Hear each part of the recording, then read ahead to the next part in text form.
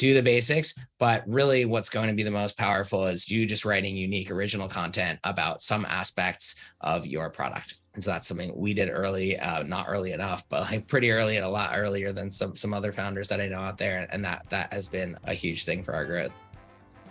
I'm Junaid Ahmed, host of Hacks and Hobbies podcast and a digital presence advisor at HumbleZone. This episode is brought to you by Home Studio Mastery. I launched a consultation and course program to help podcasters and course creators to create a space in their homes that will reduce the friction of creating content and appearing their best when showing up on camera. The pandemic gave us a lot of issues, but this one is here to stay. We're now so much closer to our audience thanks to video becoming more popular and affordable. I help guide folks who want to create Hollywood-worthy studios to not only capture great content, but also build more confidence, more authority, and be more comfortable in front of the camera. If I can do it, you can too. And with my help, you can do it faster. So if you'd like to learn more, visit homestudiomastery.com and how you too can create a home studio that brings out your personality, professionalism, and possibilities. Thank you for tuning in to Hacks and Hobbies with your host, Junaid. We're visited by our amazing guests coming from all walks of life who want to learn their story, their struggles, and their journey on how they got to where they are today. So stick around. Today, I get to speak with Jonathan Zacks. Now, some people like basketball, some people like movies. Jonathan's passion is helping small businesses increase revenue and save time. He's on a mission to decimate no-show appointments. And after running an appointment-based business for a decade, he co-founded GoReminders, which increases business revenue and cuts wasted staff time with automated appointment reminders and online booking. Jonathan runs growth and marketing for GoReminders and loves helping small businesses with automation and communication. Automation is something we wanted to hear from the expert. Let's listen to what Jonathan has to share. Jonathan, thanks so much for coming on to the podcast. Absolutely. Happy to be here. Dude, one thing that I really love is the hexagon tiles behind you. I'm a beekeeper, and if you don't know, Wow. hexagon is a thing for the bees, right? Totally. What's funny is that they're actually trying to build circles, but you can't really put circles together because there's a little bit of hole left. And that's where hexagons come into, I had no come idea to the about game. that. That's cool. It's pretty awesome. So, Jonathan, tell us a little bit about yourself, how you got started, where you're heading to, share with us, because again, we met through Podmatch, which is an amazing platform to connect guests and hosts. So I'm really glad that we got connected and matched. So tell us a little bit about yourself so we know a little bit about who you are.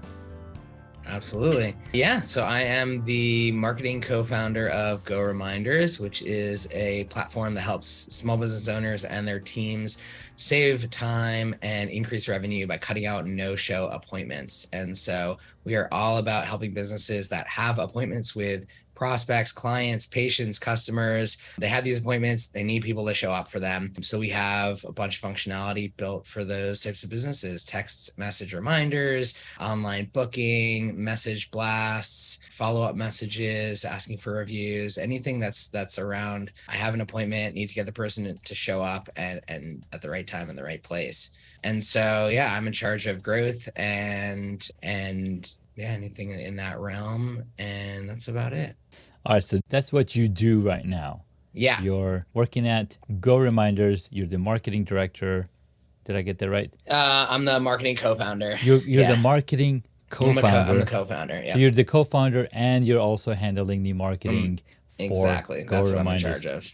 That's pretty awesome. What inspired you to build this company? Because I'm sure there was a big thorn in the side that you wanted to resolve, and you came up with this idea. And of course, there was a really good partner of yours that helped you found this company. So walk us through What inspired all of this. Sure. Yeah. So my co-founder and I were looking to build something. We tried a bunch of things, and this was only one of them. And this is the one that took off. So we built a few things that didn't take off. The story behind this one is that my co-founder Justin, got a call from an eye hospital a year after he had a procedure done, and they said, "Hey, you missed your 1 year checkup last week. Do you want to reschedule it?" And we got to thinking, just this is so absurd that all this inefficiency, the time lost, the revenue lost, maybe he wouldn't even end up rescheduling. So not only was it like a delay of revenue, but like maybe he would just never show up and it would be lost revenue. And it was just mind-boggling to us that they would have a procedure for if people miss their appointments rather than a procedure to just help people remember their appointments. And so we thought at that point, just email reminders, but we built email reminders and quickly text message reminders. And we did the calculations of how much time and revenue was probably being lost due to no-show appointments, and built a solution to address that problem. That's really cool because I'm worried about some of those no-shows, especially if they've requested to be a guest on the podcast and then they're a no-show. They might have sent me an email like, "Hey, I can't make it," didn't reschedule it. But again, sometimes it's a blessing. Sometimes it's like, okay, I guess we'll do something else or hang out with the kids. Right. Well, yeah. So that's one of the traps that you can fall into when you have a business that involves appointments, is that you basically let your no-shows end up being your breaks and your vacations and things like that. And I have another company that I've had for, almost 20 years now. And that is an IT consulting and web development shop. And at that company, we have tons of appointments and have had them throughout the years. And I used to be going to all those appointments, whether they be, phone calls or remote help or on-site at clients' offices. And that's what would happen to me. I would pack my days, and then, a client wouldn't show up, wouldn't be there to let me into the office, or they wouldn't show up for a call. And I'd be like, okay, cool, I can eat lunch because I didn't plan enough time to eat lunch. And it was just, not great, not healthy. And so I think that happens to a lot of people with appointment-based businesses, is that they, when it comes up, it's kind of a relief of like, okay, I get a break. But who wants to let their clients and customers determine when you can eat lunch or when you can go on break? It'd be much more efficient, much better if you could say, you know what, I'm going to get my people to show up at the right time, and that means I can leave at the right time each day, and I'm not packing too much stuff in. So that's a really good point. We really need to spend a lot of time designing our days, designing our calendars, so that we take time for ourselves, for our families, for our lunch, being healthy, taking time for those mind breaks. I think it's a really great product that you created to solve your own problems.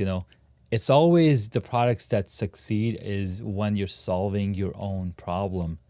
In solving my own problem, I solved my own problem by creating this studio space. I wanted to create a video. I wanted to create a small course. This is like 4 or 5 years ago. And I would run around. I was like, where do I shoot the video? And I'm looking around my room, all these yellow walls. And finally, I was like, okay, I have tons of experience because I've been doing film for some time. And I was like, hey, I know how to set up the stage. I set up a little bit of stage in my basement. I got this vinyl, got the camera, and it took me like 2 hours to set up the video gear. But when I went to speak and talk to the camera, guess what happened? Crickets. Because I didn't know what to say. We really have to practice what we preach. We really have to practice what we want to put out in the world. And that was a really great learning experience, and helped me to then create this home studio mastery course that I've been pretty excited about, because it combines my tech know-how and my love for helping people. Nice. So I love that you created this software, GoReminders.com, to help people. And I see that a ton of well-known companies are already using the software. That's true. Yep. Yeah, we have lots of different companies using it.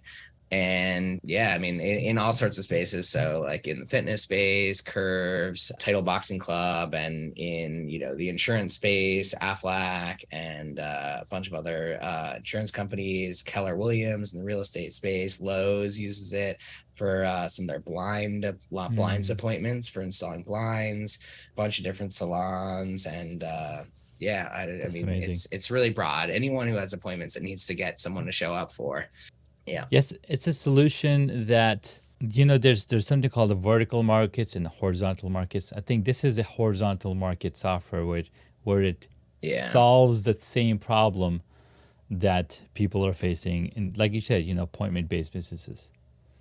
Exactly. And so, there are plenty of solutions that are made to manage specific industry software, and some people are a good fit for that, but there are a lot of people out there who that's just overkill and it's so much complication. And so, our customers tell us things like, I'm being pitched all the time with software that's like, manage your whole XYZ business, like your whole property management business, all the features you need. And it's like, all I need is this one feature to help me get people to show up for, showings and things like that. And so, and that's who we're built for, is people who are like, I don't need right now this whole suite of other things. I just need to solve this problem. One problem. And yeah, that's it. That's what we're built for. Nice. All right. So what kept you motivated in coming back and creating this solution? Because obviously you solve your own problem for your other business. How do you keep innovating into the same space day by day? I mean, it's all about just listening to our customers and talking to them. I mean, when we do interviews with them to sort of see how things are going and see what value they get out of the GoReminders, it's constant astonishment and just like how much of an impact it has on their businesses and on their lives. And when I ask them to describe like what the impact is, a lot of them will just be like relief, a sense of relief. And it's like, great, this is awesome. Like, what else can we build for you that can give you that sense of relief and grow your business, save you time, keep things calm for you? So just, them talking to our customers is really energizing and fun. I love that, man. Before you started the company, before you were doing your web development company, how'd you land at, hey, this is what I want to do with the rest of my life? I just had it in my head that I wanted to build some kind of software platform, and whether it was an app or subscription, I didn't really know anything about it. And we were just kind of silly and built stuff. And then like try to get customers. Yeah. And I would say like we didn't do it the most elegant way, and we certainly could have been more efficient about it. But yeah, it was just that, I guess it was just that end goal of mine of like, we just want to build a software platform. Like, how can we do that? What can we build that people might use? And so, and that people would pay for. So yeah, it's just people build what can you build that's going to solve problem and people would be happy to pay for it? Absolutely. Yeah. Problem.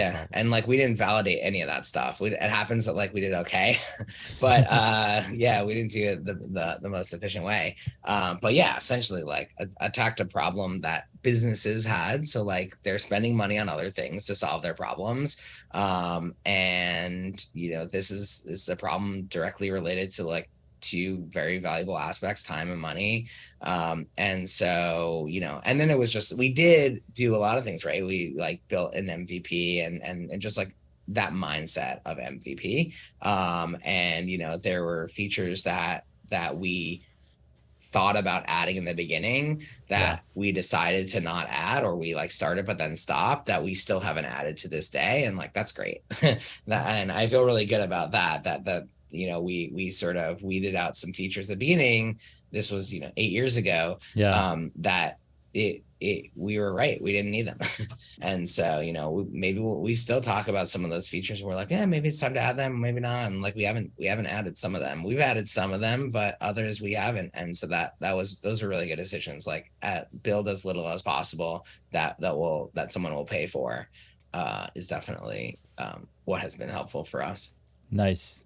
Well, thank you so much for walking me through what inspired you, what keeps you motivated, the problems that you're solving for others, as well as getting the feedback from the customers, because that's huge, right? Being able to solve their problem, it Yeah. just puts them over the moon. Oh my God, the software that's I'm depending on for my business, they were able to implement this one feature that I asked them, and they're like, oh my God, they are a customer for life.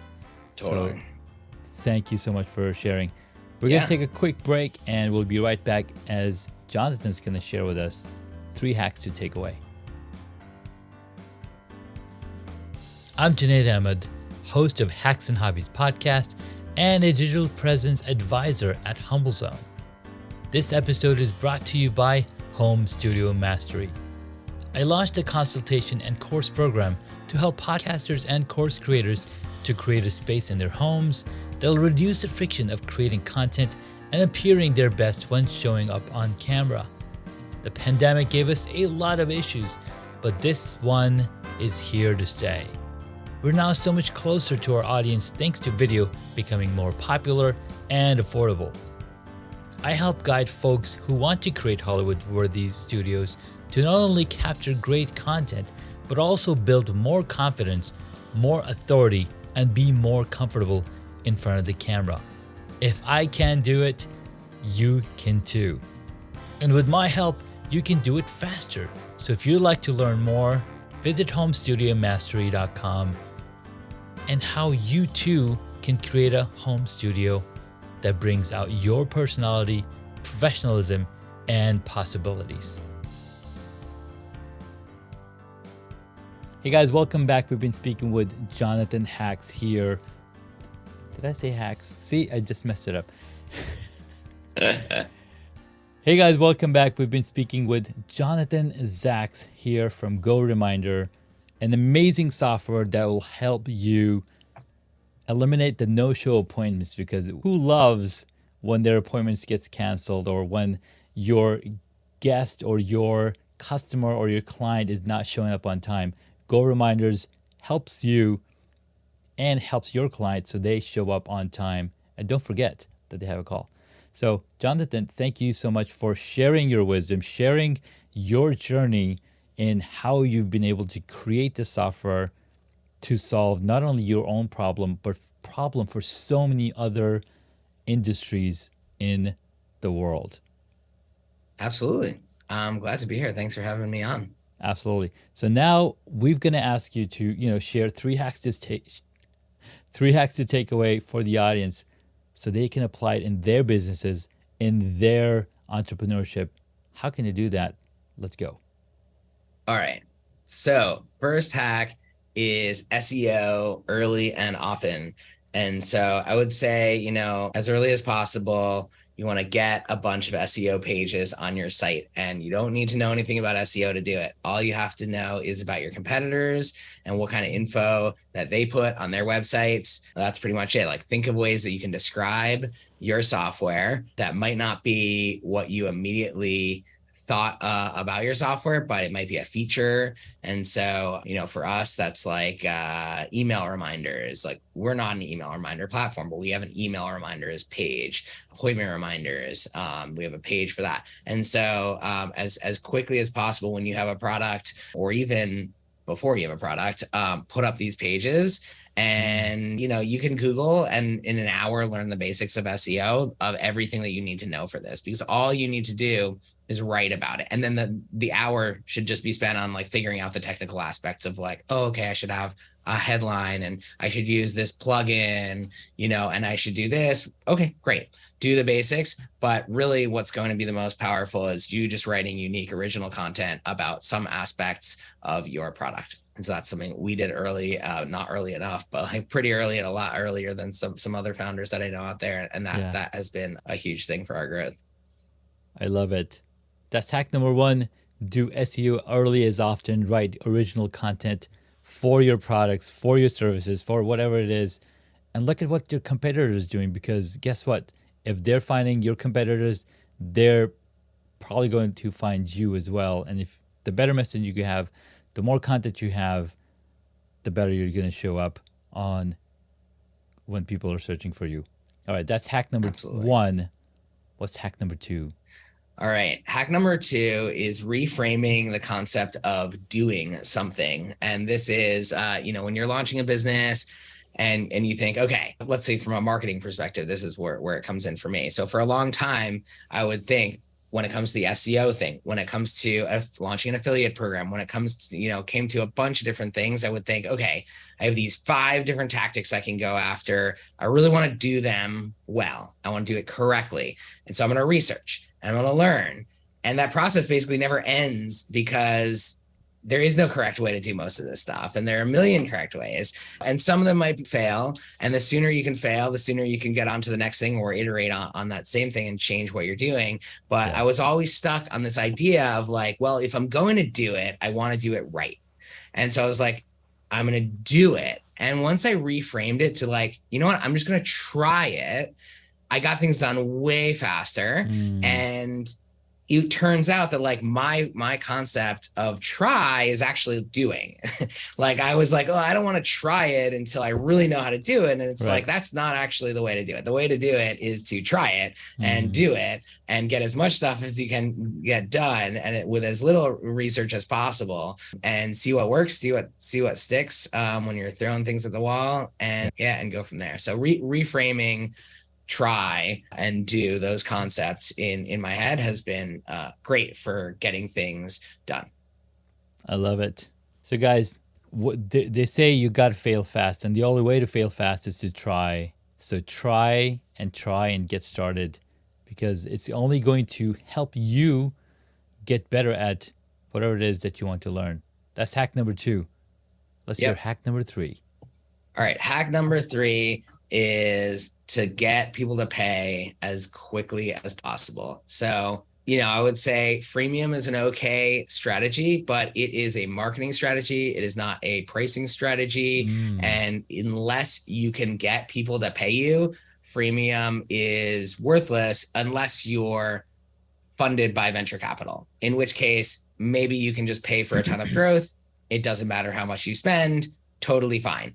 But if you're bootstrapped or self-funded like we are, you don't have just like money to throw at things and see how it all lands. You want to use it wisely. And so when you start out with a freemium model, like we did for a little while, you're just throwing money and time at getting people to use your product to try to get data. That data is not useful because you don't know what it will take to get people to pay.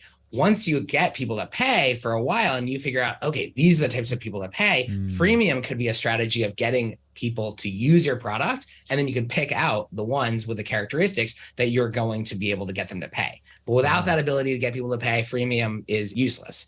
And so getting people to pay as quickly as possible, even before you have a product, pre-selling as much as possible to try to figure out, if you can't get anyone to buy something based on a concept, you very well might want to rethink your concept before you build anything. You should be able to pre-sell.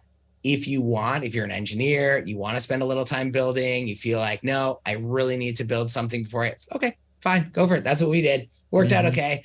But build as little as possible before you try to get people to pay. Because if you don't have anyone paying you, those people who are paying you are going to be the ones that you're going to get the most valuable feedback from, the easiest. You're not going to do a huge market research project and this and that. You want to get data from the source, and the most valuable source is people who are paying you. So if you have a bunch of people using your product for free and they're saying, I want this feature. Oh, I would pay for that feature. Oh, would you? Okay, great. We're building that. So here, just put in your credit card, pay for that feature, and you'll get 20% off as an early access user. Things like that you can do, because the sooner you can get people to pay for it, the sooner you can validate your concept. And if you can't get anyone to pay, that's a big red flag. Man, I love that, because you don't want to waste your time building something that nobody's going to use. Right? Anybody's happy to use something for free, but when they put the money down, that's like saying, put your money where your mouth is. Yep. And worst case scenario, you have to refund a few people. If it turns out, your goal is to get 20 people to pay and you get 2, well, you might not build that product that you said you were going to build, and so you refund their money. It's no problem. I love it. Man, thank you so much for those hacks. I'm definitely going to use a few of those, especially the SEO one, because I kept thinking about SEO as blogging, but what you say here really made me think of it from a different perspective. So really Yeah, love that. informational pages about your product. Love it. All right, sweet. Okay, as we go with the podcast, these were amazing hacks. Let's jump into the last portion of the episode where get to ask you fun questions that Sounds good. might raise your eyebrows or maybe not. I don't know. We'll see. All right. What is the one hobby that you wish you got into? Oof. One hobby that I wish I got into.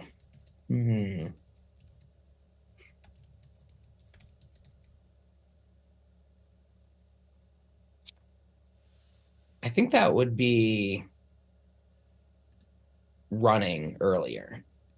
I got into it very late, in and out of it, but I think just running and jogging, if I had gotten into that earlier, I would have, I wish I got into that way earlier. Hey man, I would say the same thing because anytime I went running, it's hard on my legs, and I love hanging out in front of the computer because that's my jam. Just like you and I, you're a developer and marketer. I'm a designer. I love being in front of the computer, trying different things out. Like, oh, look what I tried. Like, whoa, how'd you do that? I didn't do that thing. I just tried. I love that hack as well. All right, next question. What did you want to be when you were a child?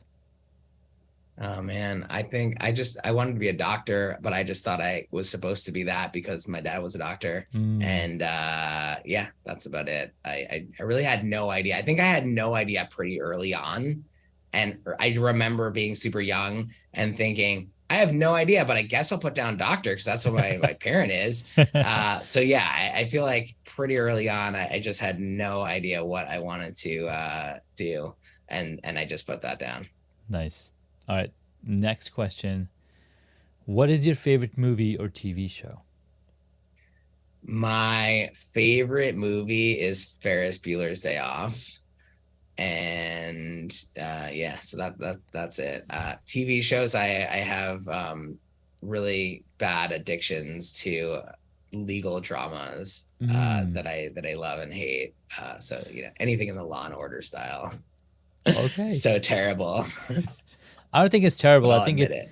I think it really opens up your mind and enables you to think critically because as somebody who's developing software, as somebody who's creating solutions, you want to be able to ask questions in a similar inquisitive way of your customers so that you build the right software.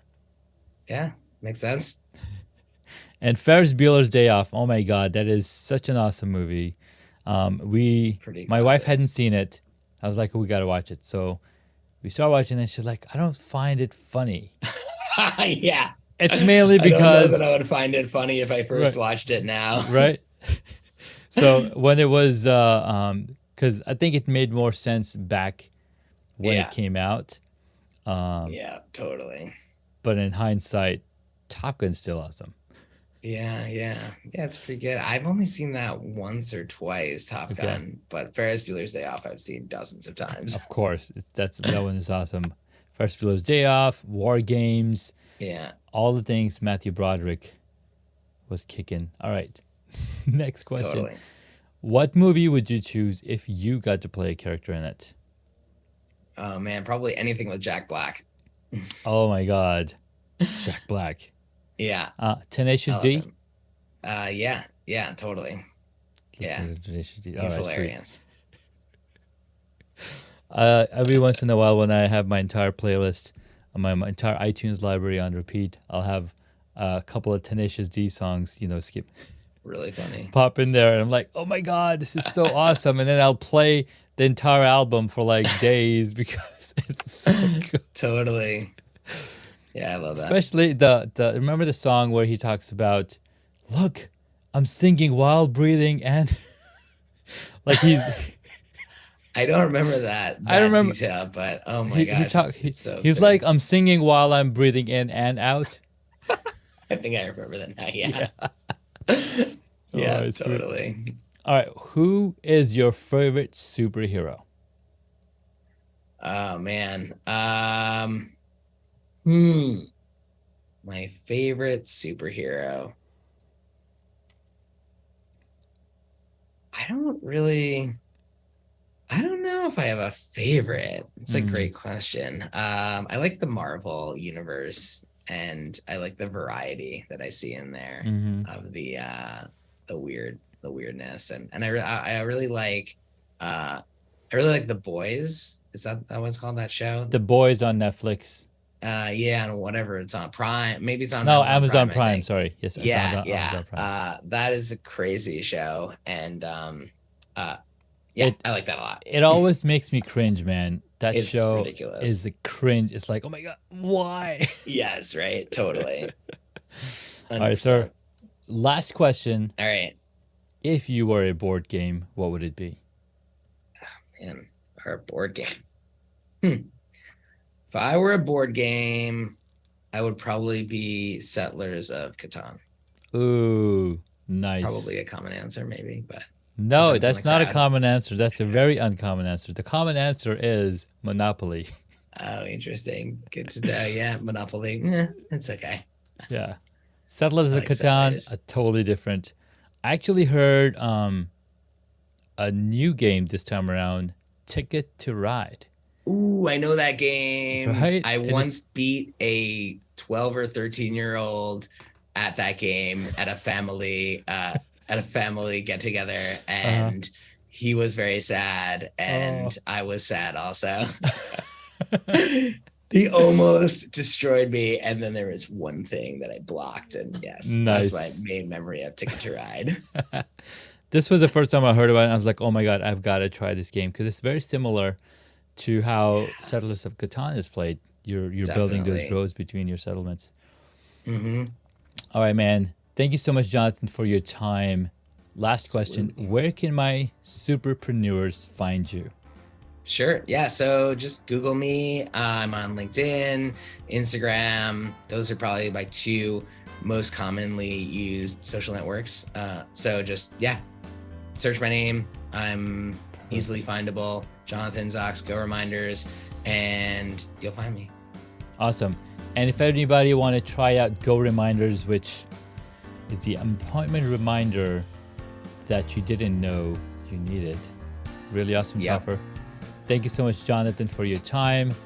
Thanks a lot. I really appreciate it. Absolutely, man. We'll catch you in the next episode. Thanks, everybody. Thank you so much for taking the time to listen to this episode on Hacks and Hobbies. We absolutely appreciate your contribution. You can find additional notes on hacksandhobbies.com. Please share the podcast with your friends and tell them what you learned about our guest today.